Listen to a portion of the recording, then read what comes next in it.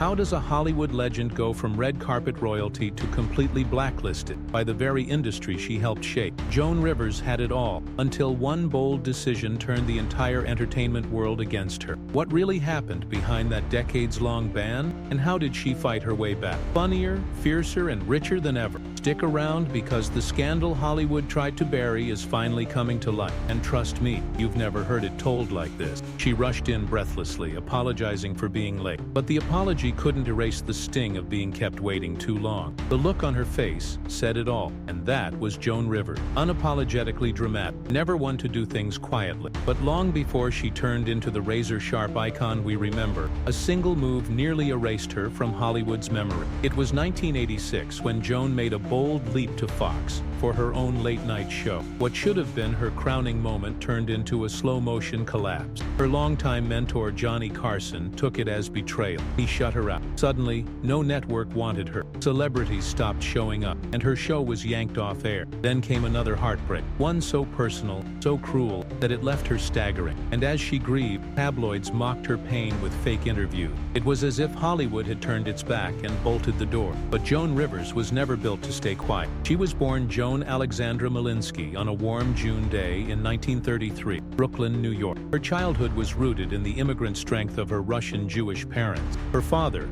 a respected doctor with a sharp wit, was her earliest glimpse of how humor could heal, or at least disarm. Joan grew up on Doctors Row, a neighborhood where bicycles filled the streets and everyone knew your name. But even in that cozy corner of Brooklyn, Joan had her eyes set far beyond. Manhattan shimmered in her imagination, like something out of a movie. And by the time she was 8, she was already mailing headshots to MGM, convinced that someone out there was waiting to discover her. From the very start, she didn't blend in, she stood out. Her first-grade report cards weren't shy about pointing it out either. An unstoppable interest in acting, a fierce will to succeed, and yes, way too much talking. That voice would become her brand. In high school, she was acting in every school play she could, and leading the drama club before she could legally drive. The stage wasn't just her dream, it was her escape hatch. After graduating from high school, Joan tried the practical route. She went to Connecticut College before transferring to Barnard, where she juggled Shakespeare and anthropology like her future depended on it. She graduated with honors, but the moment she stepped into the real world, everything changed. She landed a job at a department store and married into the family that owned it. The marriage barely made it past 6 months. Safe didn't suit her. Comfort bored her. Joan needed something messy, risky, electric. She needed the stage. By 25, she was living hand-to-mouth in Manhattan, spinning plates just to survive. She gave Rockefeller Center tours by day, worked in ad offices by night, and dreamed in between. Her agent suggested a new name to match her ambition: Joan Rivers. It wasn't just a name, it was armor. Joan Rivers was the version of me that could survive the stage, she'd later admit. But behind that mask was still Joan Malinsky, battling doubts every step of the way. The climb wasn't just steep, it was brutal. Her early years in comedy were lined with failure. Her debut on The Tonight Show under Jack Paar flopped so hard, it derailed her momentum for nearly a decade. 7 long years of rejection followed. 7 years of train rides from Larchmont, cheap headshots in photo booths, and endless auditions fueled by bad coffee and sheer will. The clubs she performed in didn't care. The crowds barely listened, and while her peers, Woody Allen, Richard Pryor, George Carlin, were catching fire, Joan was being quietly written off. She kept trying. She even performed under a different name, Pepper January, and recycled jokes just to get stage time. Her first paid gig was in a strip club in Boston where laughter was rare, and the audience was anything but welcoming. Club owners weren't impressed either. Fred Weintraub of The Bitter End remembered giving her a shot and seeing the room go silent. In desperation, he slotted her into a comedy trio: Jim, Jake, and Joan. That crashed fast, but something started to shift when she stopped trying to be someone else. At the Duplex, a small cabaret in the West Village, she dropped the songs and started talking directly to the audience. Her truth, blunt, awkward, fearless, finally started cutting through. She even spent time with the Chicago improv troupe Second City. But even there, the men didn't like her taking the spotlight. That friction only sharpened her timing and her edge. For 3 years, she auditioned again and again for The Tonight Show with Johnny Carson. Every time, the door stayed shut. By 31, the industry whispered that she was over before she began. But on one night, February 17, 1965, everything changed. Carson gave her another shot. This time she didn't just perform, he invited her to sit beside him. In a single electrifying moment he told her, "You're going to be a star." It wasn't just a compliment, it was a coronation. Overnight, the critics who had ignored her began comparing her to Woody Allen. Only Joan had her own flavor, funnier about heartbreak, bolder in her honesty. She landed bigger gigs, became a writer for the show, and for the first time, the spotlight didn't feel so far away. By 1983, she was no longer just a frequent guest, she was Johnny Carson's official fill-in host. With nearly 100 appearances under her belt, she shattered the ceiling for women in late night, and by 1984, she hosted the first ever stereo broadcast of the show. While her TV fame was exploding, Joan was also conquering Las Vegas. Her residency on the Strip would last a staggering 43 years, but what the world didn't see was how often she had to fight to stay visible, to stay relevant, and to prove again and again that she belonged in a room full of men who never thought she did.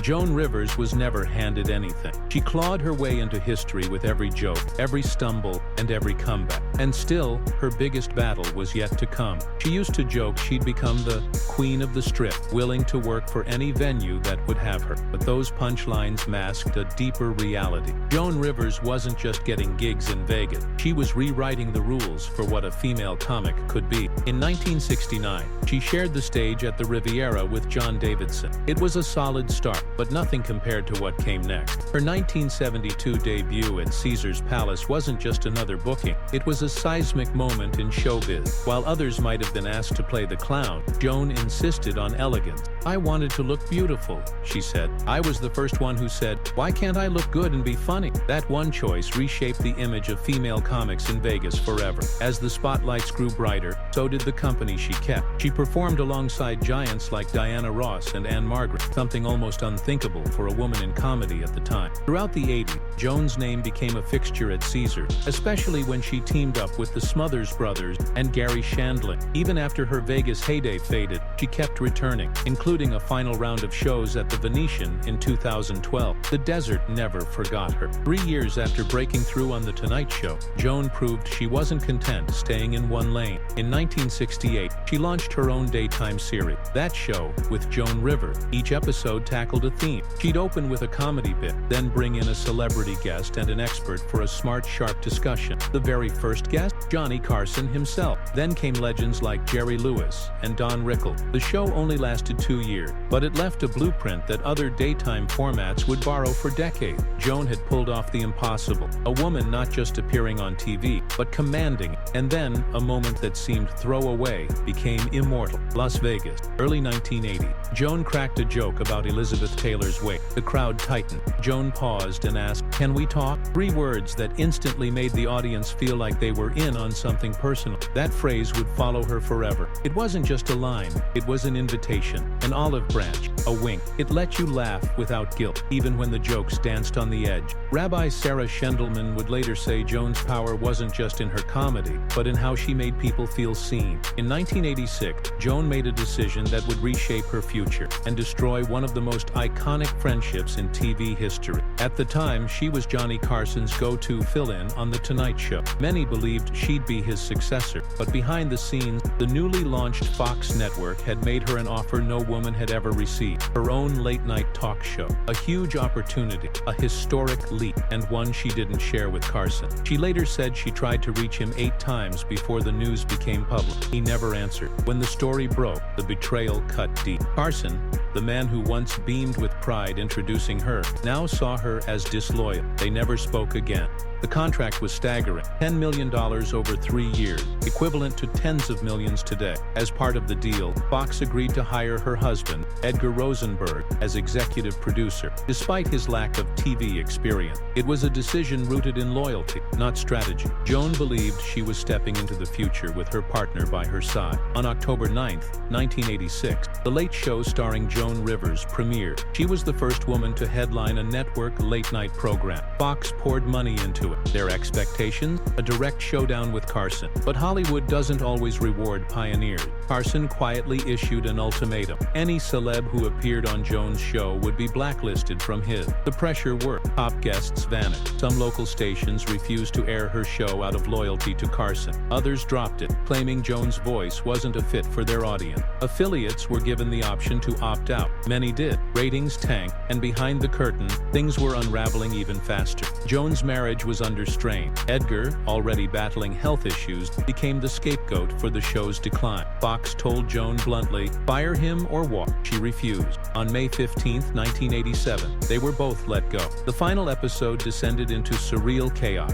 Shaving cream, toilet paper, costume staff, and wild guests like Pee Wee Herman and a young Chris Rock. It felt like one final defiant laugh before the curtain dropped for good. What happened next wasn't just tragic, it was devastating. Just 91 days later, Edgar Rosenberg was gone. Behind the hopeful phone calls and attempts at recovery was a man in freefall. Years of health struggles and professional rejection had taken their toll. During a trip to Ireland, his health worsened, and by August 1987, he was gone. Joan's grief was compounded by betrayal. In the aftermath, she discovered their finances were in shambles. Edgar had mismanaged everything. She was $37 million in debt. She later admitted that the weight nearly crushed her. One night, sitting in silence, she thought about giving up. But then her little dog, Spike, climbed into her lap. That simple act pulled her back from the edge. It was a moment that changed everything. And just when she thought it couldn't get worse, GQ published a fake interview that mocked her loss, penned by Ben Stein, a man who had never met her. The piece was filled with cruel jokes about Edgar's passing. Joan sued for defamation and won. She gave every penny from the settlement to charity, but her sense of betrayal ran deep. She later confessed she felt erased from Hollywood, like a ghost haunting a place that once celebrated her. But Joan Rivers never disappeared. She regrouped, fought back, and by 1989, she launched The Joan Rivers Show, a bold, fearless, syndicated triumph that aired over 1,000 episodes. She had been broken, mocked, and blacklisted, but she came back with fire in her veins. And in doing so, she didn't just survive. She reminded Hollywood what it meant to truly rise. She stood there, tears glistening under the stage lights, holding a daytime Emmy in her hand, an award for outstanding talk show host. The irony wasn't lost on anyone. Her show hadn't even been nominated for Best Talk Show that year. And yet, this moment wasn't about validation from the industry. It was about survival. 2 years ago, I couldn't get a job, she confessed to the hushed crowd. My income was gone. But what truly cracked hearts wide open was when she dedicated the win to Edgar, her late husband. This is really for him. He was with me at the beginning. In that instant, the award became more than a statue. It was a symbol of resurrection. She'd been banned from late-night royalty by Johnny Carson himself, blacklisted for decades. But now, she was back, unshakable. During the rebuilding years, Joan Rivers didn't just find work. She became unforgettable. She snagged the spotlight in the center square of Hollywood squares, firing off razor-sharp quips that reminded America why she could never be ignored. But behind the laughter was grit. In 1987, while her late-night talk show was falling apart, she lent her voice to Dot Matrix, a wisecracking robot in Spaceball, Mel Brooks' wild parody of Star Wars. The film didn't explode in theaters, but quietly grew into a cult phenomenon. Even faceless, Joan commanded attention. It was one more sign she wasn't done. Not even close. Joan didn't just walk red carpet. She changed them. In 1996, she turned Ease Live from the red carpet into appointment television. Her famous question, "Who are you wearing?" sparked both mockery and admiration. The New York Times criticized her grammar. Joan clapped back. They're wrong. She was right. By 2005, the TV Guide channel lured her away with an $8 million deal. She redefined the red carpet as a battleground of style and status, and everyone played her game. In 2010,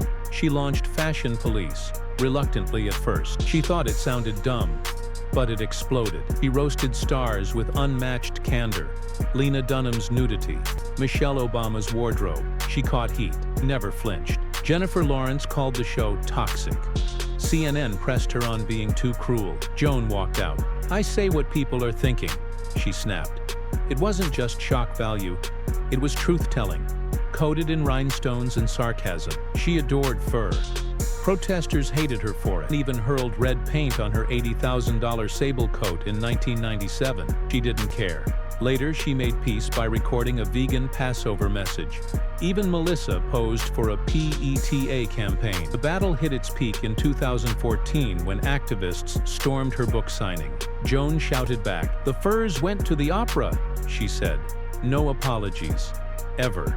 The jokes sparked outrage, like her controversial Holocaust reference on Fashion Police. Joan dug in deeper. She reminded critics that her family had suffered in Auschwitz. For her, comedy wasn't cruelty, it was memory, resistance, defiance. In 2014, she joked on Today about living with her daughter being tighter than a kidnapping victim's cell. Lawyers screamed.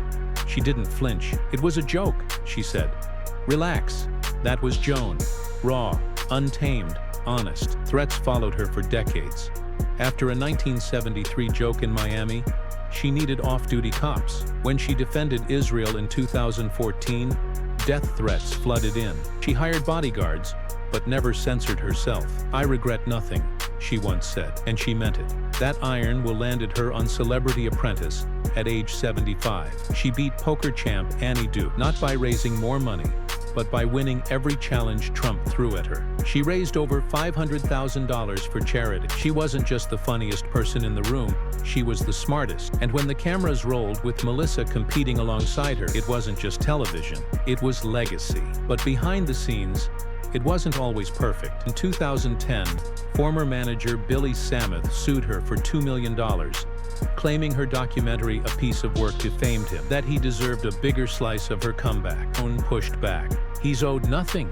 It was a glimpse into the cost of fame. The loyalty tested, the contracts scrutinized. Then came full circle. In 2014, after 28 years, Joan returned to The Tonight Show. Her ban finally lifted by Jimmy Fallon. She joked, she teased, she sparkled. No bitterness, just brilliance. Months later, she was gone. A minor throat procedure turned catastrophic. Her airway swelled, her brain deprived of oxygen. She never woke up. Melissa pulled the plug a week later. Investigators revealed stunning malpractice, unauthorized procedures, photos while sedated, vital signs ignored. Melissa sued and won. "This should never happen again," she said. Joan's financial life mirrored her personality, bold, unapologetic, and extravagant. At her peak, she owned several luxury residences, including a $35 million Upper East Side penthouse, often called one of Manhattan's most elegant. Her car collection featured a Rolls-Royce Phantom, a Mercedes SL, and a Bentley Continental. She wore Cartier and Chopard watches, and once joked she had more insurance on her wardrobe than her home. She held policies covering her health, her voice, and even specific performance obligations. Joan invested in QVC fashion lines, comedy specials, and Broadway shows, turning her name into a multi-million-dollar brand. She taught the world that reinvention is wealth, and resilience is everything. In the end, Joan Rivers wasn't just a trailblazer. She was a storm, loud, brilliant, unstoppable. She burned with purpose, carved out space for women in rooms that had no doors for them, and did it all with a punchline. Her story isn't over. It echoes through red carpets, comedy stages, and every woman who dares to speak a little too loud, a little too soon. And that's the untold truth behind Joan Rivers' Hollywood exile. Scandal, survival, and one epic comeback. Smash that like button, drop your thoughts below, and hit subscribe. Because next, we're diving into another legend who broke all the rules. Joan didn't just get the last laugh, she earned it.